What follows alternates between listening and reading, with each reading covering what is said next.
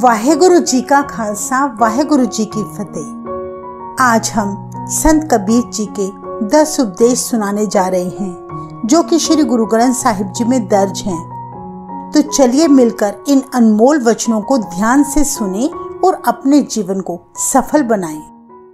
वाहेगुरु वाहेगुरु वाहेगुरु।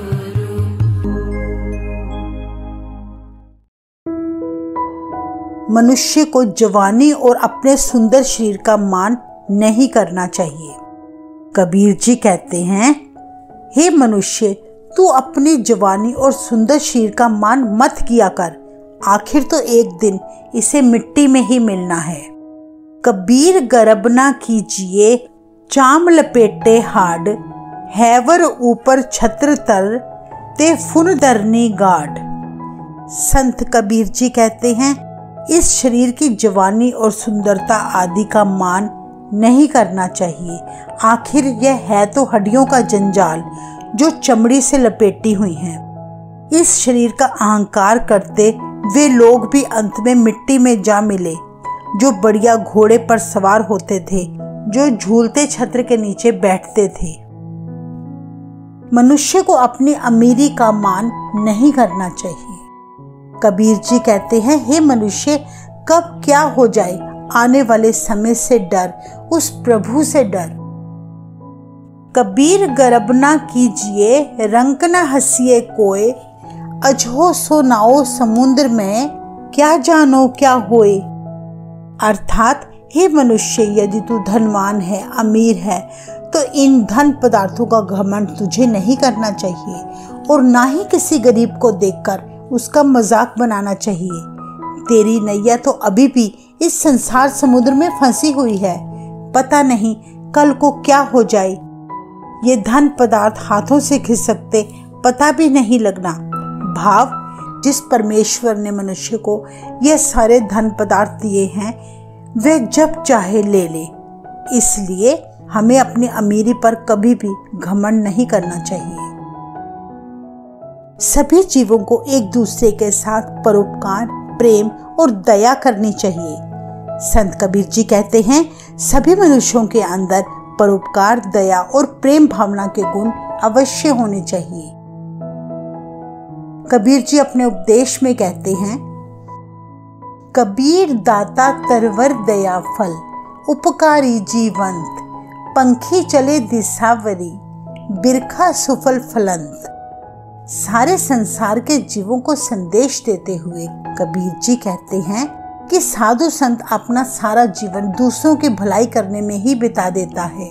प्रभु के नाम से जोड़ने वाला साधु विकारों में तड़पते हुए इस संसार के लिए मानो एक सुंदर वृक्ष है, जिसकी ठंडी छाया में बैठकर जीवों में दया भावना उत्पन्न होती है।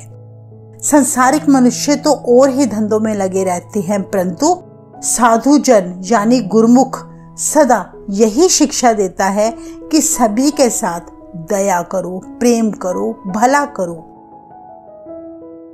जो जीव प्रभु का नाम जपते हैं उन्हें विकारों से बचना चाहिए। कबीर जी कहते हैं कि साधु संगत करने का अर्थ यह नहीं है कि जितना समय आप भक्ति में बैठो उतना समय तो आप राम राम किए जाओ, वहां से उठते ही विकारों में फंस जाओ। जैसे तीर्थ यात्रा, व्रत, नेम सभी उस मनुष्य के लिए बेकार हो जाते हैं अगर मनुष्य विकारी जीवन जीना नहीं छोड़ता। संत कबीर जी कहते हैं, कबीर भांग माछली सुरापान, जो जो प्राणी खाए, तीर्थ व्रत नेम किए, ते सब्बे रसातल जाए। अर्थात, अगर जो मनुष्य प्रभु का सिमरन करते हैं, वे तीर्थ यात्रा, व्रत, नेम भी करते हैं और फिर वे शराब पी लेते हैं, भांग मछली खा लेते हैं, अपना विकारी जीवन जीते हैं, उनके यह तीर्थ, व्रत, नित्यनेम आदि सारे कर्म बिल्कुल बेकार हो जाते हैं। इन सब का उन्हें रत्ती भर भी फल नहीं मिलता। ऐसा करने से उनके बुरे कर्म कम नहीं होते। किसी से भी नफरत मत करो। कबीर जी कहते हैं, हमें किसी से नफरत नहीं करनी चाहिए, क्योंकि हर शरीर में प्रभु का निवास है। फिर हम नफरत किससे और क्यों करें? जैसे वे अपने श्लोक में कहते हैं, 8 जाम 64 करी तो निरखत रह जियो, नीचे लोइन क्यों करो, सब घट देखो पियो। कबीर जी अपने मन को संबोधित करते हुए कहते हैं, हे सखी, मैं प्रभुपति को कहती हूँ कि 8 पहर हर घड़ी मेरी जीवात्मा तुझे ही देखती रहती है। मुझे सभी शरीरों में अपना प्रभुपति ही दिखाई देता है, इसलिए मैं किसी भी मनुष्य से नफरत नहीं कर सकता।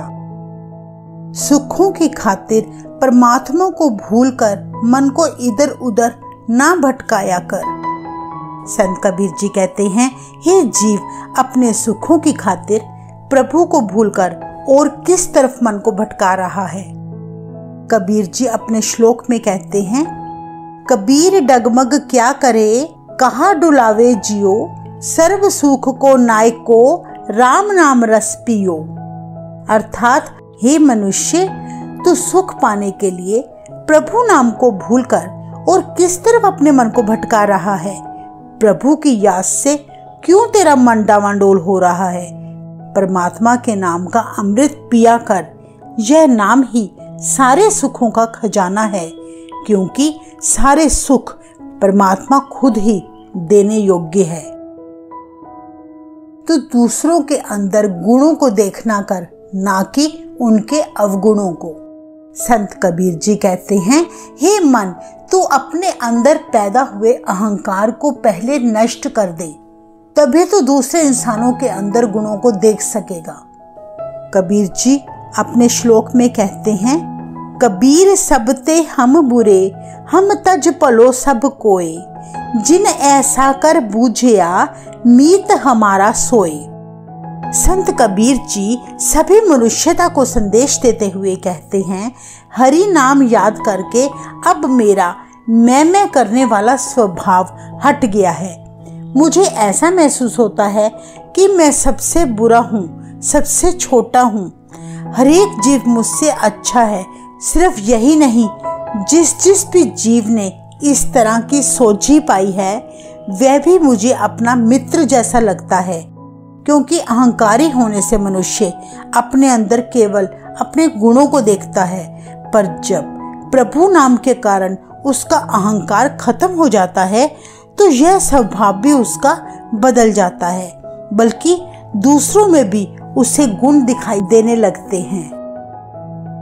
अहंकार त्यागने से मनुष्य के अंदर विनम्रता पैदा होती है।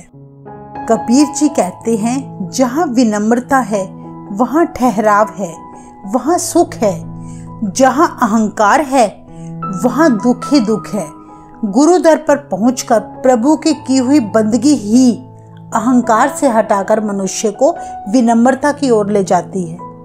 अहंकार को मारना एक ऐसा भला काम है जिसकी सारा संसार प्रशंसा करता है। विनम्र मनुष्य एक चंदन के पौधे की तरह है जो सभी को सुगंधित करता है। कबीर जी अपने श्लोक में कहते हैं, कबीर बांस बढ़ाई बूढ़िया, इहो मत डूबो कोय, चंदन के निकटे बसे बांस, सुगंध ना होए। अर्थात कबीर जी कहते हैं, बांस का पौधा ऊंचा और लंबा होने के कारण माया में यानी अहंकार में डूबा होता है। बांस चाहे चंदन के पास भी उगा हो तो भी उसमें चंदन वाली सुगंध नहीं आ सकती। हे मनुष्य, तुम में से कोई भी बांस की तरह अहंकार में मत डूब जाना। माया मोह की नींद से जाग और राम नाम याद कर। संत कबीर जी कहते हैं, कबीर सूता क्या करे, उठ के ना जपे मुरार, एक दिन सोवन होए गो, लांबे गोड पसार। कबीर जी सारी मनुष्यता को संदेश देते हुए कहते हैं, हे मनुष्य, माया के मोह में मस्त होकर तू क्यों समय गंवा रहा है। इस मोह की नींद से जाग कर प्रभु का नाम क्यों नहीं जपता। एक दिन ऐसा आएगा जब तू अपनी दोनों टांगे पसार कर हमेशा के लिए सो जाएगा, यानी फिर उठ नहीं सकेगा। इसलिए तू समय बर्बाद मत कर, उठकर प्रभु की बंदगी कर। इंसान को अच्छे कर्म करने चाहिए और बुरे कर्मों को त्याग देना चाहिए। जैसे कबीर जी अपने श्लोक में कहते हैं, कबीर बेड़ा जर जरा फूटे 6,000, हरवे हरवे तिर गए डूबे जिन सिर पार। अर्थात अगर एक बहुत ही पुराना जहाज हो जिसमें हजारों ही छेद पड़ गए हों, वे आखिर में समुद्र में डूब ही जाता है।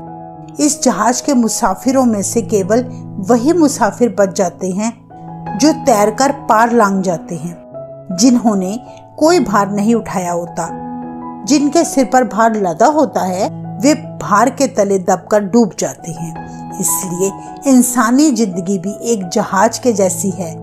मनुष्य कई जन्मों से गुजरता और बेतहाशा बुरे काम करता चला आ रहा है। सो इस जिंदगी की पुरानी हो चुकी बेड़ी में किए कर्मों के संस्कार मानो छेद हो गए हैं। जैसे जहाज में छेदों के कारण समुद्र का पानी आकर जहाज को डुबो देता है, ठीक वैसे ही पिछले बुरे संस्कार मनुष्य के अंदर और बुरी वासनाएं पैदा करते हैं। इस तरह फिर इंसानी जीवन की नैया विकारों की लहरों में डूब जाती है। जिन्होंने विकारों का भार नहीं उठाया होता वे साफ सुथरा सुखी जीवन बिताते हैं और डूबने से बच जाते हैं। तो ये थे संत कबीरदास जी के 10 अनमोल उपदेश।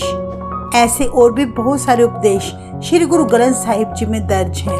अगर आप संत कबीरदास जी के और उपदेश सुनना चाहते हैं तो कमेंट बॉक्स में अपने विचार लिखें। वाहिगुरु जी का खालसा, वाहिगुरु जी की फतेह।